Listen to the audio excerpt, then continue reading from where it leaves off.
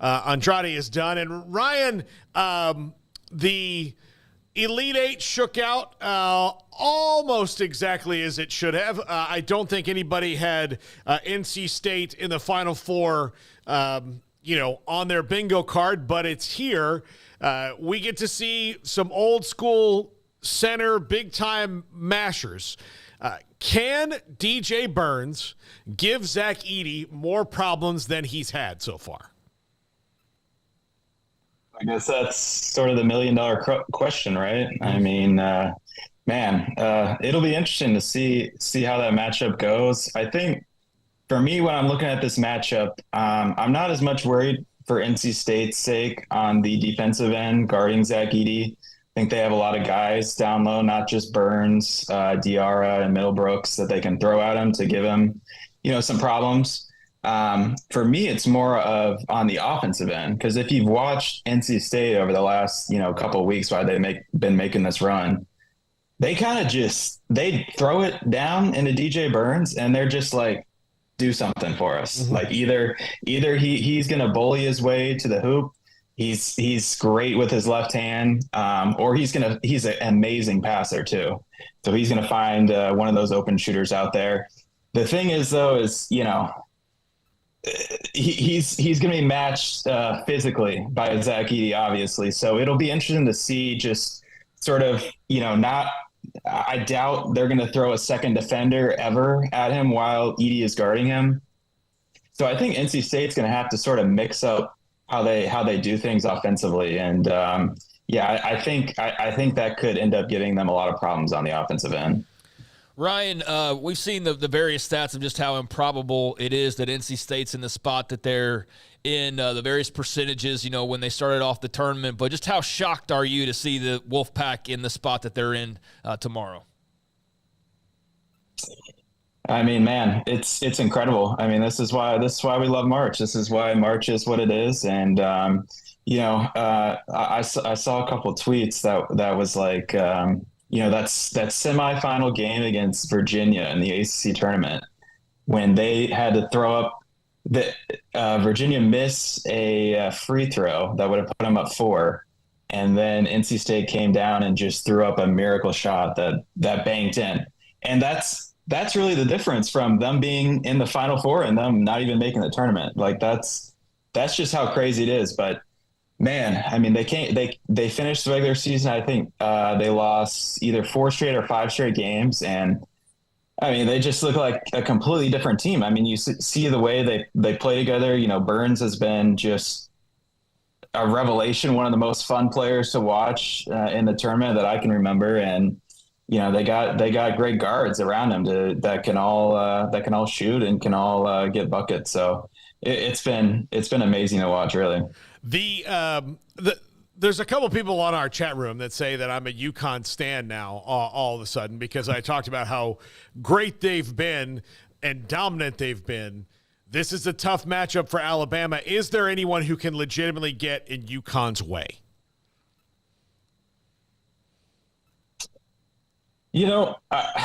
It's an interesting matchup with Alabama. I've sort of been neutral on Alabama for much of the year. Just because of how really poor they've been defensively. But, they just want to push the ball as much as possible. They want to create as many possessions as possible. They want to shoot as many threes as they possibly can. And, UConn is they've had a couple of games this tournament where they've been fine pushing the ball up and down the court. But, I really don't think that UConn wants to get in a track match with Alabama, because I think that's going to end up being their best chance to get knocked off.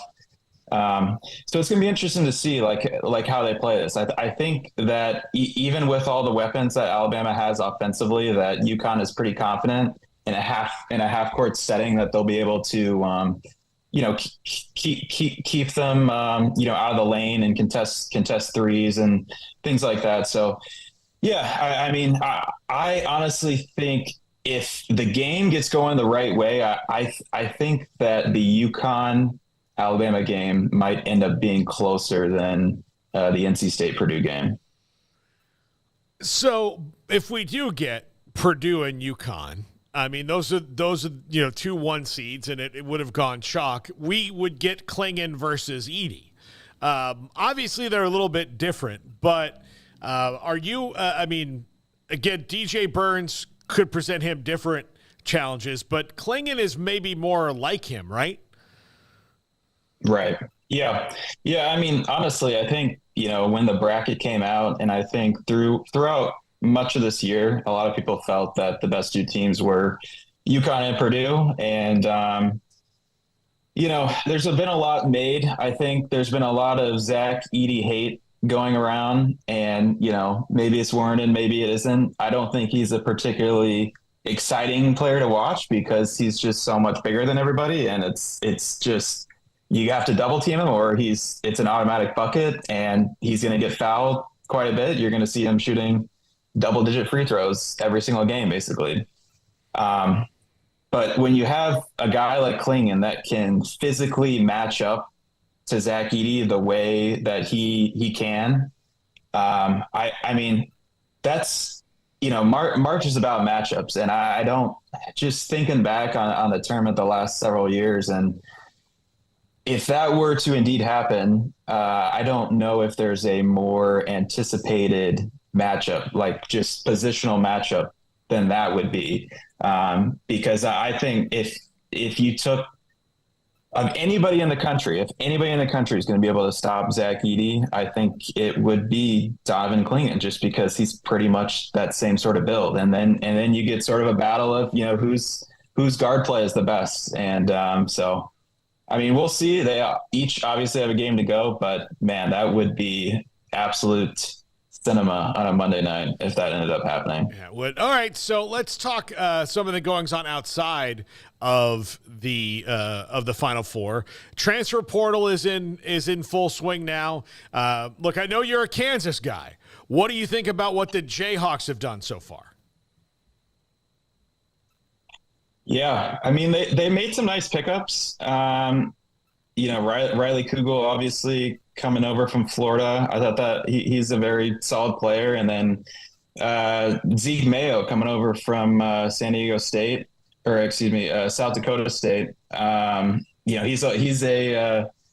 He's a Lawrence boy, so I'm sure he was jumping at the opportunity to come back and play for his Jayhawks. And so it's going to be interesting to see what Kansas does. Dickinson, I think most people believe he will be back for another year. KJ Adams already said he was going to come back. DeJuan Harris already said he was going to come back. So then you sort of get into a question of, Kevin McCullar's going to be gone, obviously, but does Johnny Furphy into the draft? Does he come back? I think I think he could use one more year just from a physical standpoint. I'm not sure if he could come in right away and compete on the NBA level, but man, if they get him back, adding some of these transfers in, they have a nice solid recruiting class. I mean, it's hard for me to say because, last year we were coming in with the same sort of thing. They had a very solid recruiting class. They had, probably the best player to ever enter the transfer portal in Hunter Dickinson.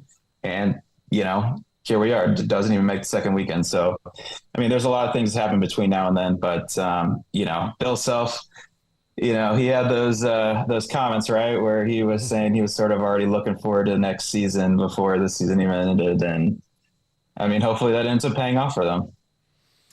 Ryan, what do you think about the possibility of Jerome Tang to Arkansas? Yeah, that's an interesting one.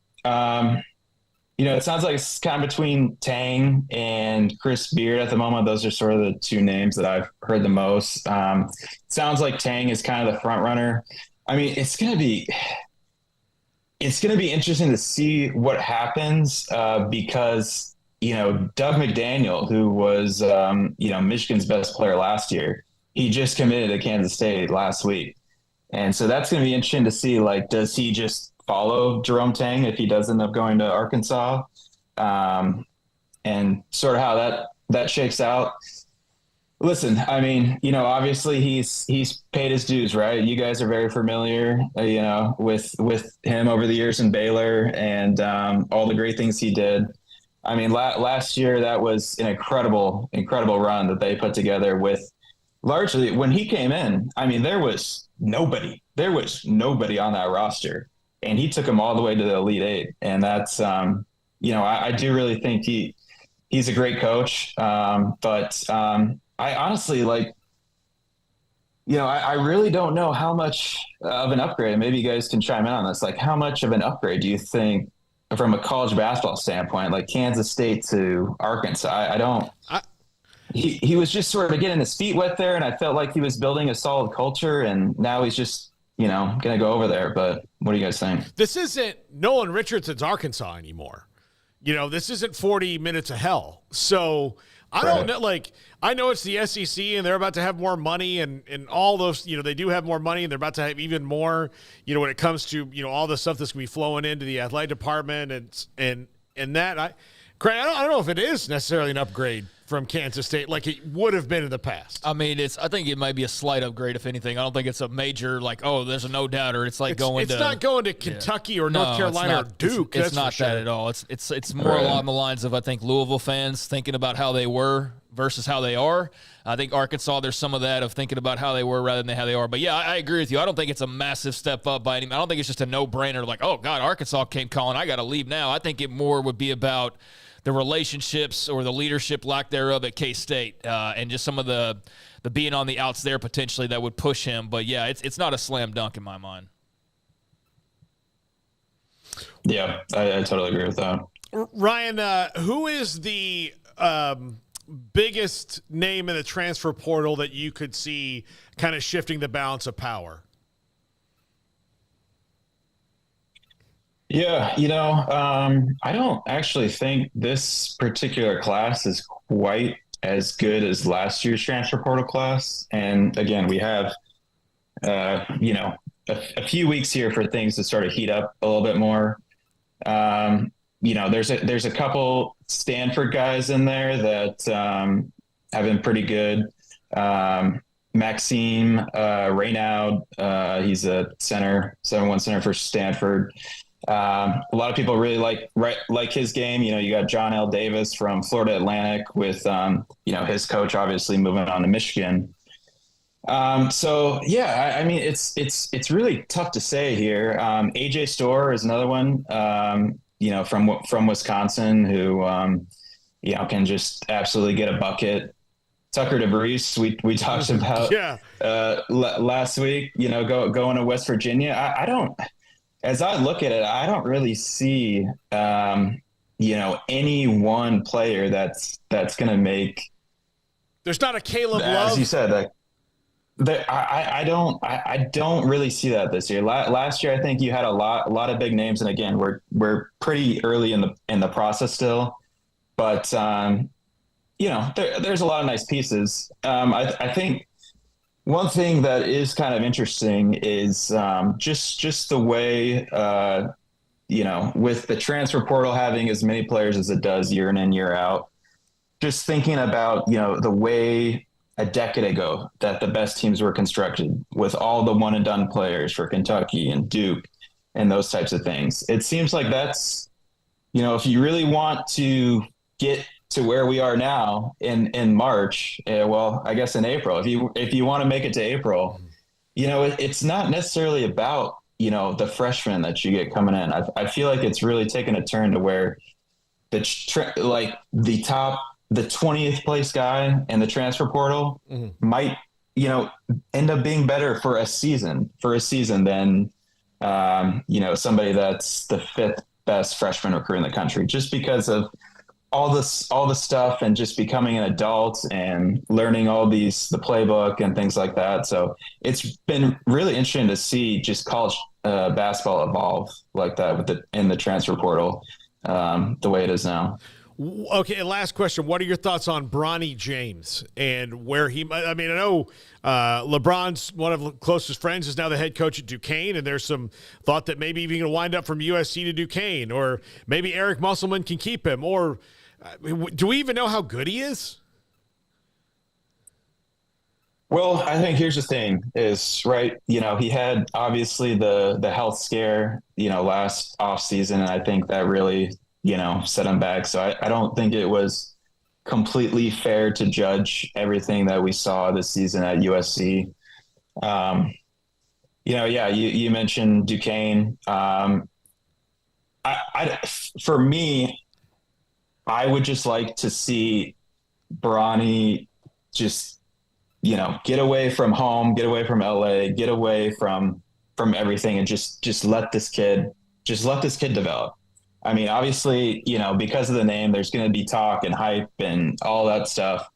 But I think, like, if he were to go to, like, I was thinking about this today, like a Gonzaga or somebody like that, Mark Few, who's turned out a bunch of solid NBA players over the last several years, and you play in, the WCC, where, there's not quite the amount of attention every single night that, some of these other programs have. I kind of think that would be an interesting fit. And especially with, how fast, few teams play and just how good they are offensively. I think something like that would be kind of interesting, but I mean, hey, you never know. I know he's testing the, the draft process to get some feedback, but yeah, we'll see. I mean, I think everybody would love to see him, right? Like just, start averaging, 17, 18 points a game, and we get to watch him in the tournament and that sort of thing. But, maybe that's not in the cards, but I think just giving him a couple years to develop would be nice. Ryan Andrade from RotoWire.com. Go to RotoWire. They've got tons of stuff breaking it down, fantasy sports, gambling, all the different things you need numbers for. RotoWire does it. News. It's a fantastic website. I've been using it for fantasy sports for years. And we'll be doing a lot more with RotoWire here in the future. Ryan, have a great weekend. Enjoy the Final Four. Yes, sir. Thank you, guys. There we go. So, Ryan Andrade from RotoWire.com. So,